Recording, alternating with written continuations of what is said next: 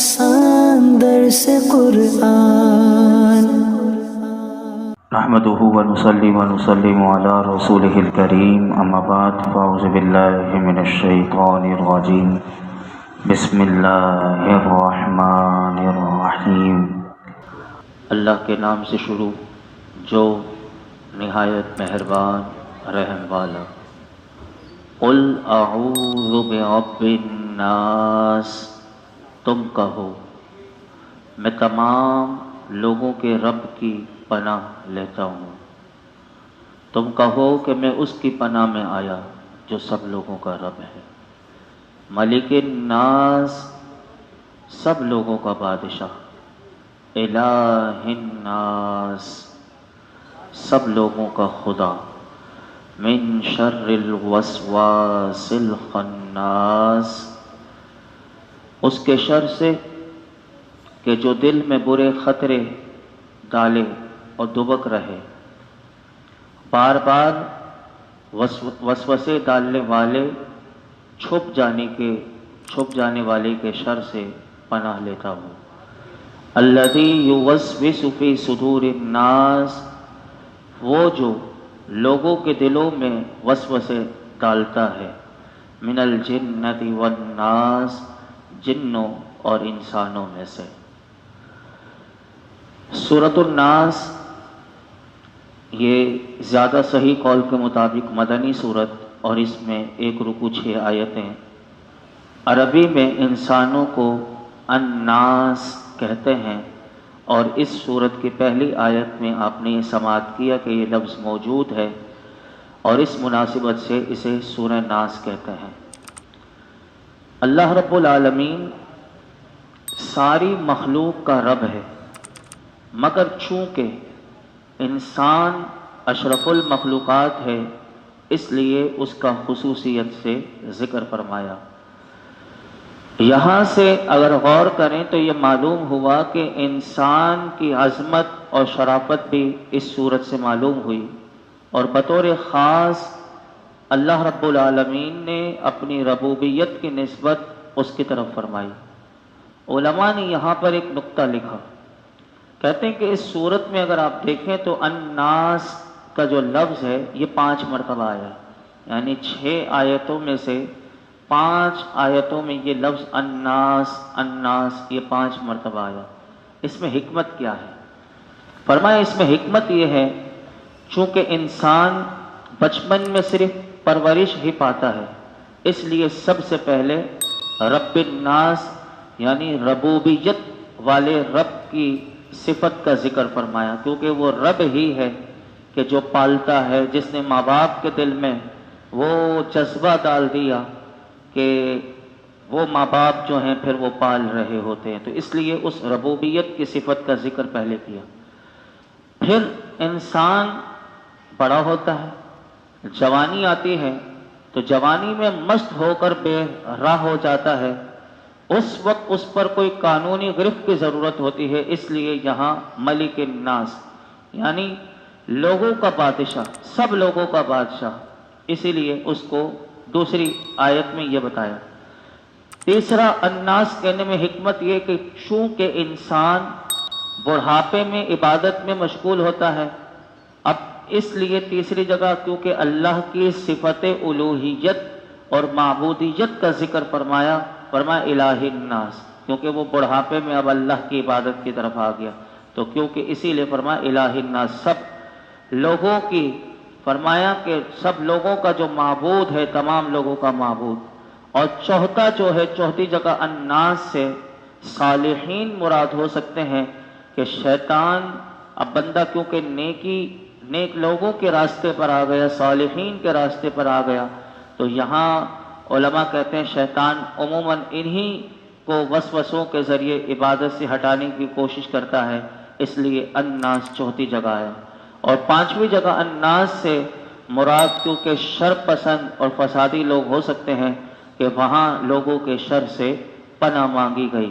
تو اب تفسیر سنیے کہ فرمایا کہ قل اعوذ برب الناس ملک الناس الہ الناس، اے پیارے حبیب آپ عرض کیجئے کہ میں پناہ لیتا ہوں سب انسانوں کے پروردگار کی، سب انسانوں کے بادشاہ کی، سب انسانوں کے معبود کی۔ اس سے پہلی سورت جو کل ہم نے سماعت کی تھی سورہ فلق، اس میں جتنی نقصان دہ چیزیں ہیں، جتنی ضرر پہنچانے والی چیزیں ہیں، جتنی شرانگیزیاں ہیں، اس سے پناہ طلب کی گئی۔ جو انسان کے ظاہری حالات اور جسمانی ضروریات کو متاثر کرتی ہیں، تو اس صورت میں اسی لیے پناہ لینے کی تلقین کی گئی، اور وہ تمام چیزیں آپ نے کل سماعت کی۔ اور اس کا تعارف جو شروع ہوا تھا سورہ فلق کا، تو فرمایا تھا کہ رب الفلق، یعنی صبح کا پروردگار کرنے سے اکتفا فرمایا۔ اب ایمان اور ایقان، یہ دو چیزیں اہم چیزیں ہیں، یعنی سب سے بڑی چیز یہی ہے۔ دنیا میں اگر انسان کے پاس کوئی چیز قیمتی خزانہ ترین ہے تو وہ ایمان ہے، یعنی ایمان اور ایقان کو جو خطرات درپیش ہیں اور اس کی روحانی دنیا پر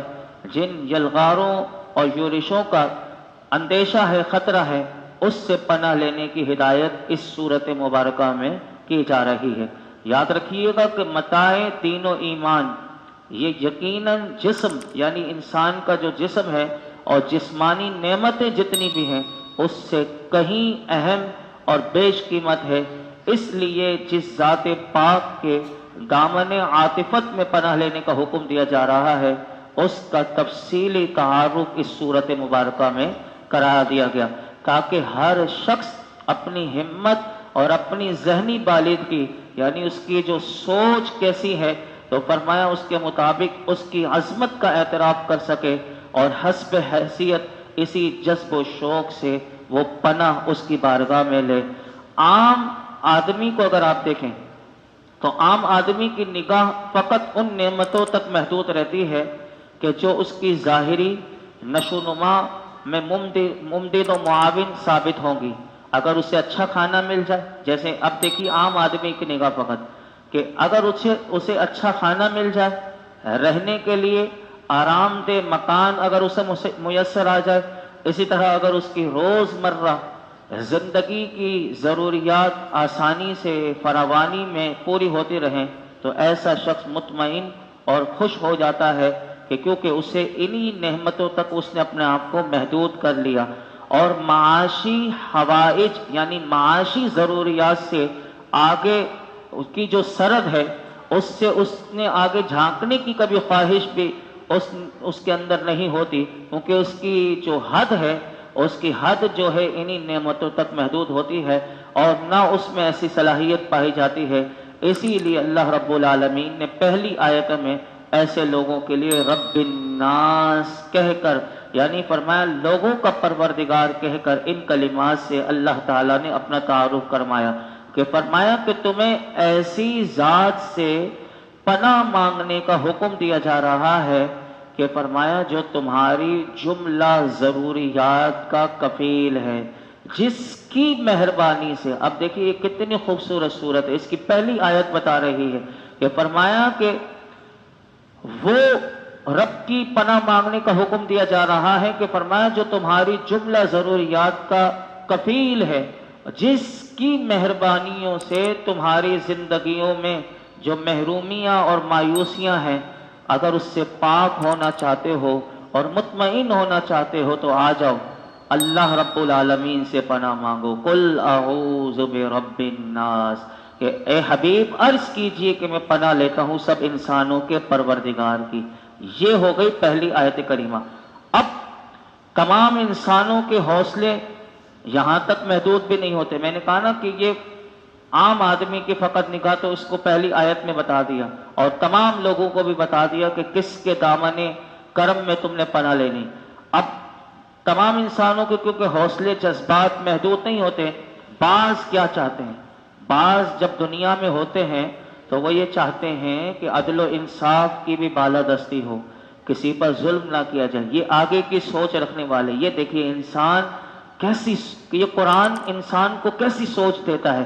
فرمایا کہ اب اس سے آگے والی سوچ کیا ہوتی ہے کہ بندہ یہ چاہتا ہے کہ عدل و انصاف کا بول بالا ہو، کسی پر ظلم نہ کیا جائے، کسی کو اس کے جائز حقوق سے محروم نہ کیا جائے۔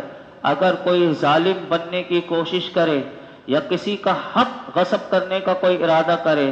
تو اس کی تمام وجاہتوں کو، شوکتوں کو، اس کی طاقتوں کو بالائے طاق رکھ کر انصاف کے تقاضے پورے کیے جائیں۔ یہ کام ایک با اختیار سلطان اور طاقتور حاکم ہی انجام دے سکتا ہے۔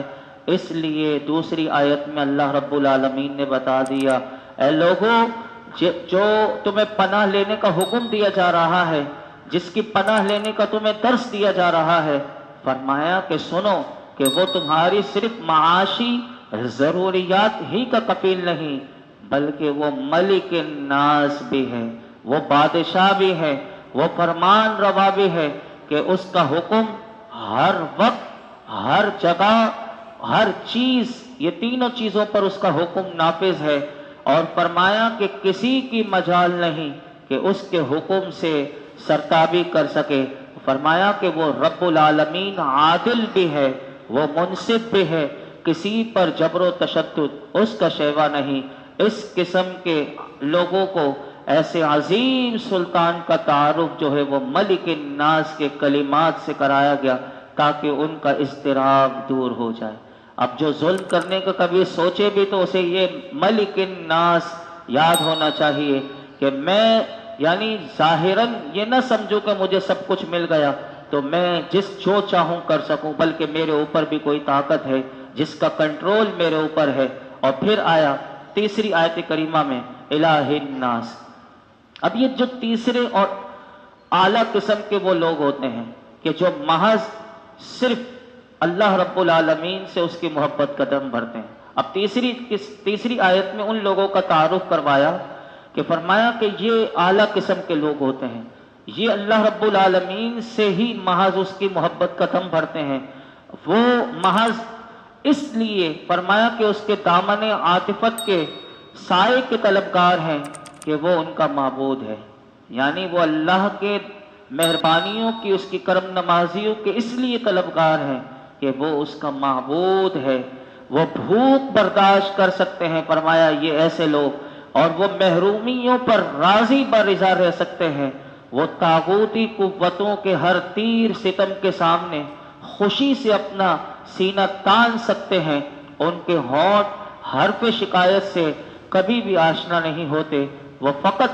اللہ سے اس لیے پیار کرتے ہیں کہ وہ معبود برحق ہے، وہ ان کا خداوند کریم ہے۔ ایسے لوگوں کے لیے الہ الناس کا ذکر کر کے اللہ نے یہ تیسری قسم کے لوگوں کا تیسری آیت میں ذکر کیا۔ یہاں پر علماء کہتے ہیں کہ جب انسان اللہ رب العالمین کی ان تینوں صفات کمالیہ سے یعنی پہچان لیتا ہے، جو تین آیتوں میں بیان ہوئی جو ابھی آپ نے سماعت کی، یعنی یہ اللہ کی صفات بیان کی گئی، تو جب انسان اللہ رب العالمین کی ان تینوں صفات کمالیہ سے یعنی اس کی پہچان لیتا ہے تو فرمایا کہ پھر انسان اسی کی جناب میں فریاد کرتا ہے۔ اور کیسے کرتا ہے؟ فرمایا اے میرے پروردگار، اے ملکوت السماوات والارض کے حقیقی فرما روا، یعنی زمین و آسمان کے حقیقی بادشاہ، اے مجھ جگر سوختہ دل خستہ کے عشق و مستی کے مرکز، مجھے ہر قسم کے شیاطین کی چیرہ کستیوں سے بچا، اس کی وسوسہ اندازیوں کا مقابلہ کرنے کی ہمت عطا فرما، اور اس کمزور اور اس ناچیز بندے کی مسافر کی دستگیری کر جس مقصد کے لیے تو نے مجھے پیدا کیا، اور فرمایا کہ مجھے منزل تک پہنچا۔ جب یہ سعادت فرمایا اسے حاصل ہوتی ہے تو پھر ایسے بندے کی، پھر ایسے اللہ کے محبوب بندے کی اولو العزمی شان، ان کی دیکھنے کی بھی وہ جو شان ہوتی ہے، فرمایا وہ بھی قابل دید ہوتی ہے۔ اگر آپ کو یہ تین آیتیں سمجھنا ہو تو حضرت بی بی ہاجرہ کے وہ قصے کو ہم ہر سال سنتے ہیں، ہر سال علماء کی زبان سے سنتے ہیں کہ حضرت بی بی ہاجرہ کے پاس شیطان آ کر کہتا ہے کہ جانتی ہے کہ ابراہیم علیہ السلام تیرے لخت جگر کو آج نہلا دھلا کر اسے ذبح کرنے کے لیے لے جا رہا ہے۔ تو بی بی ہاجرہ جو ہیں، کیونکہ شیطان کیونکہ انسانی شکل میں آیا تھا، اسے کہتی ہیں تو پاگل تو نہیں ہو گیا؟ کبھی باپ بھی اپنے بیٹے کو ذبح کرتا ہے، اور وہ باپ کہ جس کو بڑھاپے میں اس کے بڑھاپے میں اللہ رب العالمین نے چاند سے حسین تر بچہ اسماعیل کی صورت میں عطا کیا ہو، جب حضرت بی بی ہاجرہ یہ کہتی ہیں، اب وہ اصل بات شیطان بتاتا ہے، وہ کہتا ہے کہ اس نے، پھر شیطان کہتا ہے کہ خدا نے اسے حکم دیا ہے کہ اپنے بچے کو ذبح کر دے، قربان جائیں۔ حضرت بی بی ہاجرہ کی عظمتوں پر لاکھوں سلام۔ حضرت بی بی ہاجرہ فرماتی ہیں کہ اگر میرے رب نے اگر اسماعیل کے لیے ابراہیم کو ذبح کرنے کا حکم دیا ہے تو فرمایا ایک اسماعیل کیا، اگر لاکھوں اسماعیل اگر اس کی رضا کے لیے قربان کیے جا سکتے ہیں تو میں قربان کر دیتی۔ تو یہ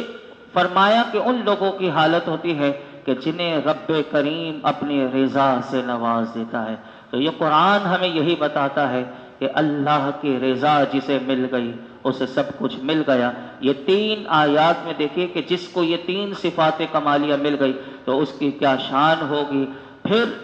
یہاں پر ایک اور بات بھی عرض کر دوں کہ 2 چیزیں ہوتی ہیں، ایک وسوسہ اور ایک الہام۔ اس میں فرق کیا ہوتا ہے کہ ہمیں کیسے پتہ چلے کہ وسوسہ ہے یا الہام ہے؟ تو پہلے یاد رکھیے کہ برے خیال کو وسوسہ کہا جاتا ہے، جبکہ اچھے خیالات جو انسان کے اندر آتے ہیں علماء کہتے ہیں اسے الہام کہتے ہیں۔ وسوسہ شیطان کی طرف سے ہوتا ہے، اگر کوئی وسوسہ آ جائے اس پر لا حول پڑھنی چاہیے، یعنی لا حول ولا قوت الا باللہ۔ اور الہام جو ہوتا ہے یہ فرشتے کے ذریعے اللہ کی طرف سے ہوتا ہے۔ اگر کوئی الہام ہو یعنی اچھے خیالات انسان کو آ رہے ہیں تو اسے چاہیے کہ وہ اللہ کا شکر ادا کرے۔ اب یہ الہام اور وسوسے کا کیسے آتے ہیں؟ تو یہاں پر ایک سوال علماء نے اس کا جواب یہ دیا کہ جب انسان کا جو نفس ہے، نفس امارہ، اب یہ پاورفل ہو جائے، یعنی انسان اسی نفس کو اتنا پروان چڑھا دے، برائی والا نفس کو آگے لے جائے، تو پھر انسان کے اندر وسوسے زیادہ ہو جاتے ہیں۔ اور اگر انسان اپنے اس نفس امارہ کو مار دے اور دوسرے اسٹیپ پر نفس مطمئنہ پر آ جائے، یہ پوری تفصیل بھی قرآن میں آ چکی ہے لیکن میں اس طرف نہیں جاتا۔ تو 3 ہی نفس ہوتے ہیں، ایک نفس امارہ، ایک نفس مطمئنہ، ایک نفس لوامہ۔ تو فرمایا کہ نفس امارہ کا جب غلبہ ہوتا ہے تو وسوسے زیادہ ہوتے ہیں، کیونکہ یہ شیطان پھر اس کو وسوسے زیادہ، اور جبکہ نفس مطمئنہ کے غلبے پر فرمایا الہام زیادہ ہوتے ہیں۔ شیطان ہمارا ایسا دشمن ہے کہ جو ہمیں نظر نہیں آتا لیکن وہ ہمیں دیکھتا ہے اور ہم اسے نہیں دیکھتے، لہٰذا اس طاقت والے رب کی پناہ مانگو جو اسے دیکھتا ہے اور وہ رب کو نہیں دیکھتا۔ تو فرمایا قوی دشمن سے قوی رب کی پناہ مانگو۔ پھر اگلی آیت کریمہ میں فرمایا الذی یوسوس فی صدور الناس، جو وسوسہ ڈالتا ہے لوگوں کے دلوں میں، الذی یوسوس فی صدور الناس من الجنۃ والناس من شر الوسواس الخناس الذی یوسوس فی صدور الناس من الجنۃ والناس۔ بار بار وسوسہ ڈالنے والے، بار بار پسپا ہونے والے کے شر سے جو وسوسہ ڈالتا رہتا ہے لوگوں کے دلوں میں، خواہ وہ جنات میں سے ہو یا انسانوں میں سے۔ یہاں پر علماء فرماتے ہیں کہ شیطان کے بارے میں ابھی آپ نے سماعت کر لیا کہ شیطان کی جو وسوسہ اندازیاں جو ہوتی ہیں اس میں وہ بڑا ماہر ہوتا ہے، اور اس میں سے آپ اگر دیکھیں تو انسانوں میں سے بھی ہوتے ہیں اور جنات میں سے بھی ہوتے ہیں، یہ دونوں طریقے سے ہوتے ہیں۔ تو فرمایا کہ اللہ رب العالمین نے ان دونوں قسم کے شیاطین سے پناہ مانگنے کا حکم دیا اور ارشاد فرمایا کہ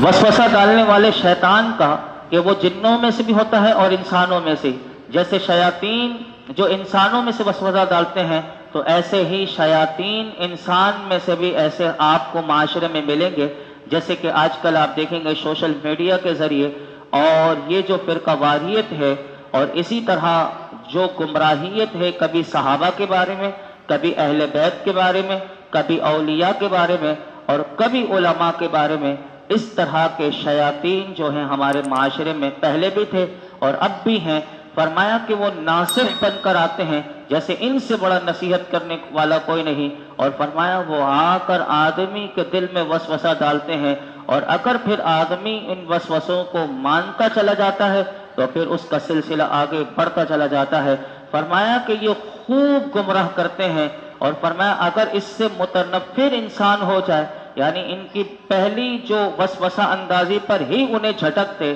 تو فرمایا کہ یہ ہٹ جاتے ہیں اور دور ہو جاتے ہیں۔ تو یہاں سے علماء فرماتے ہیں کہ آدمی کو چاہیے کہ وہ جنوں کے شیاطین سے بھی اللہ کی پناہ مانگے، اور انسانوں کے شیاطین کے شر سے بھی ہر وقت اللہ سے پناہ مانگے۔ یہاں پر علماء نے ایک مفید وظیفہ لکھا، نبی پاک صلی اللہ علیہ وسلم نے یہ اپنی امت کو تعلیم دی کیسے ان جنوں اور انسانوں کے شیاطین سے انسان بچ سکتا ہے۔ تو حدیث پاک سنیے، ہماری ماں ام المؤمنین سیدہ عائشہ صدیقہ رضی اللہ تعالیٰ عنہ فرماتی ہیں کہ جب رات کے وقت رسول اللہ صلی اللہ علیہ وسلم جب بستر مبارک پر اپنے تشریف لاتے تو اپنے دونوں دستے مبارک حضور یوں جمع فرما کر فرمایا اس میں دم کرتے، اور دم کیا کرتے؟ فرمایا سب سے پہلے حضور قل هو اللہ احد پڑھتے، پھر قل اعوذ برب الفلق اور قل اعوذ برب الناس پڑھ کر اپنے مبارک ہاتھوں کو اپنے سر مبارک سے لے کر تمام جسم اقدس پر پھیرتے، جہاں تک فرمایا دست مبارک پہنچ سکتے، اور یہ عمل اسی طرح 3 مرتبہ کرتے۔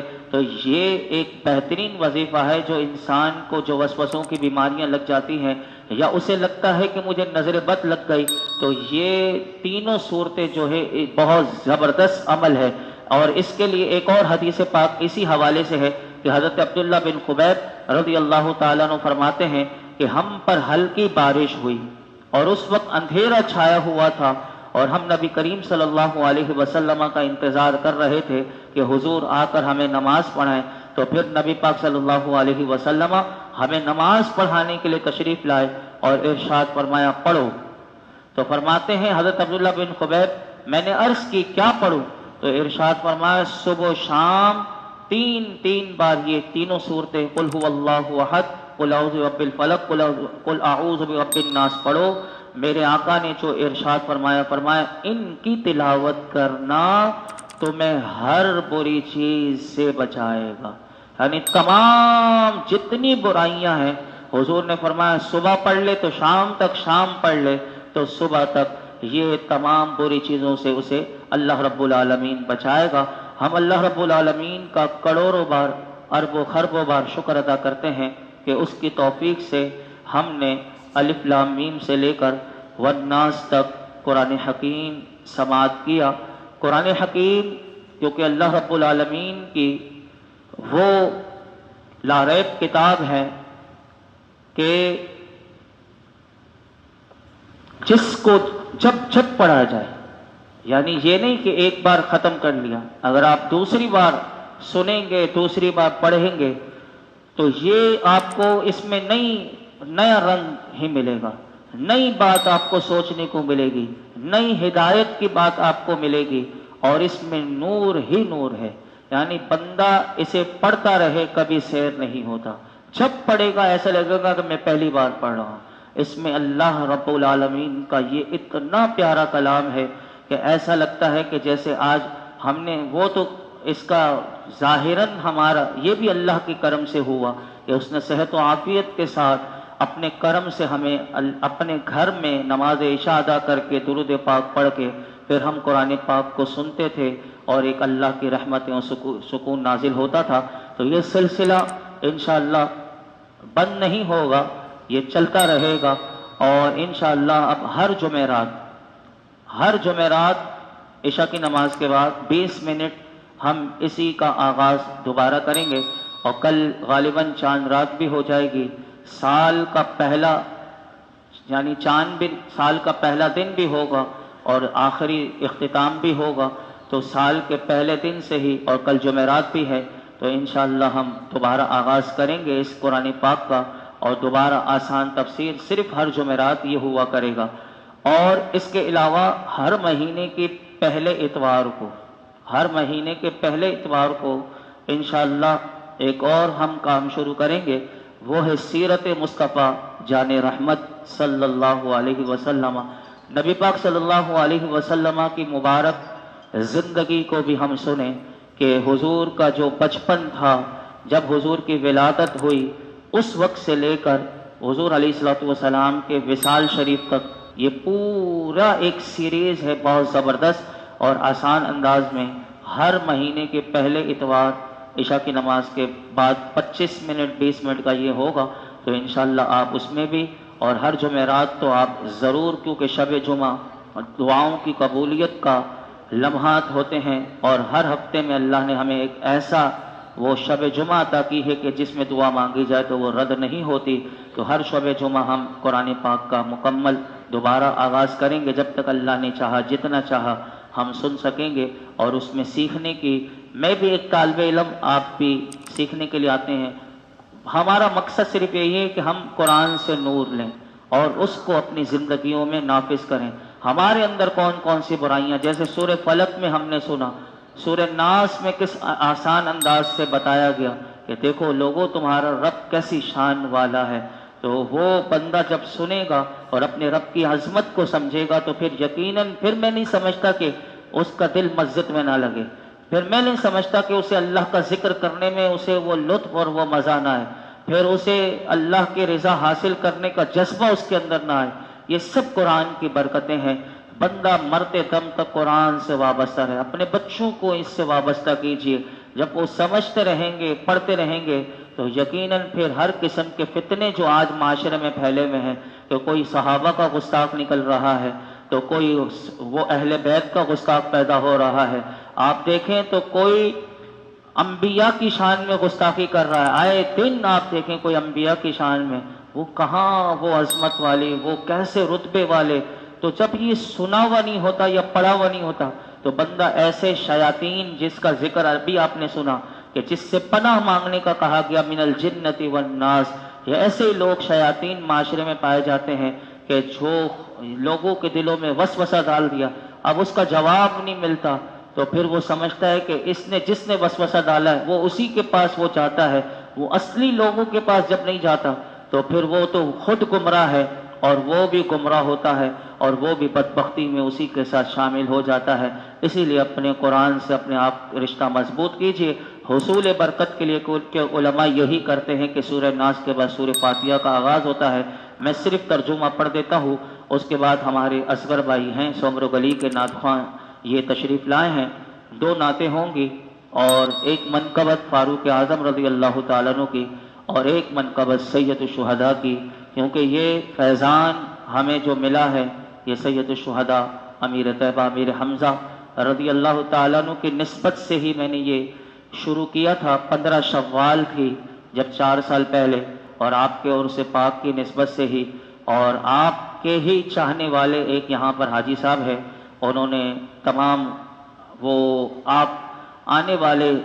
جو درس قرآن جو اللہ کے مہمان ہیں ان کے لیے مہمان نوازی کا بھی اہتمام انہوں نے سید الشہداء کے لنگر کے طور پر کیا، اور وہ وہاں سے وہ تحفہ بھی وہی لائے، وہ کھجور اور زمزم کا پانی وہ تقسیم کرنے کے لیے، اور پھر اس کے بعد کھانے کا بھی اہتمام ہے، تو آپ کھانا بھی کھا کے جائیے گا، اور آب زمزم اور کھجور بھی وہ آپ کے لیے وہیں سے، کیونکہ ابھی وہ حج کرنے بھی گئے تھے اور حج کر کے وہ ابھی تشریف بھی لائے یہاں پر، تو اللہ رب العالمین ان کا اہتمام کرنا بھی، اور اس کے علاوہ بھی جس نے بھی ہمارے ساتھ یہ پورے 4 سال میں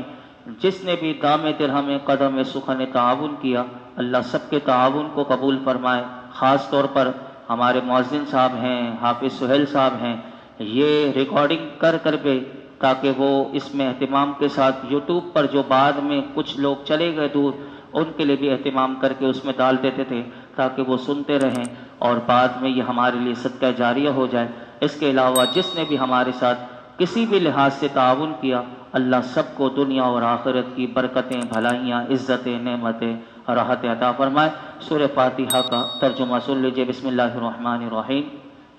اللہ کے نام سے شروع جو بہت مہربان رحمت والا۔ الحمدللہ رب العالمین، سب خوبیاں اللہ کو